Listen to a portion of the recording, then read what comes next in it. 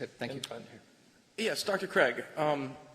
In your refutation of Mr. Harris, you rely very heavily on the distinction between is statements and ought statements, where you could take the entire collection of known is statements and never be able to logically derive an ought statement. So I have one question for you. Is the statement God exists an is statement or an ought statement? That's an is statement. So you can't derive any moral, objective duties from it? Not from that alone.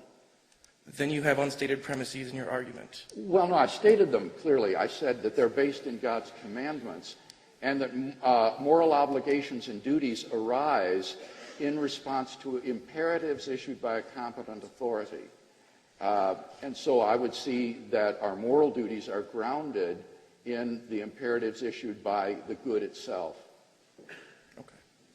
Can I actually just add one piece there? Because I want to bring back this notion of psychopathy, because it now strikes me as even more relevant than I thought. So this idea that morality comes merely from the mere issuance of a competent authority. One of the features of psychopathy is an inability to distinguish true moral precepts that relate to the well-being of people and things that merely issue from a competent authority. So if you ask children sitting in a classroom, is it okay to drink a soda in class if the teacher gives you permission?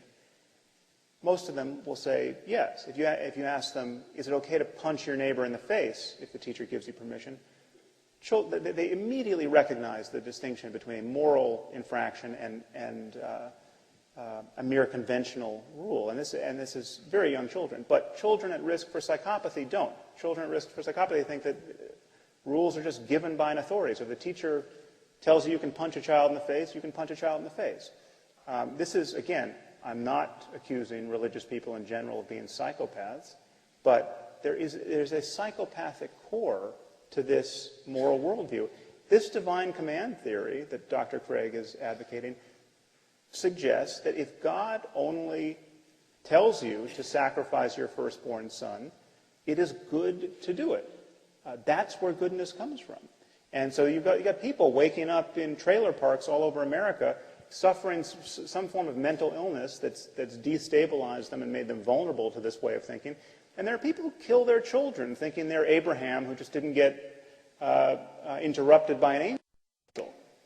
And this is the kind of morality that you get out of a divine command theory that, again, offers no retort to the jihadist other than, sorry, Buster, you happen to have the wrong God.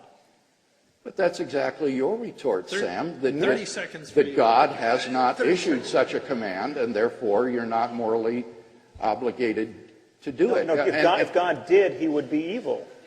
I mean, so I can get behind that God. If God is issuing that command, he's an evil bastard. The problem is that you see on atheism, you don't have any basis for making that kind of moral judgment. I've tried to give you a basis. I'm sorry.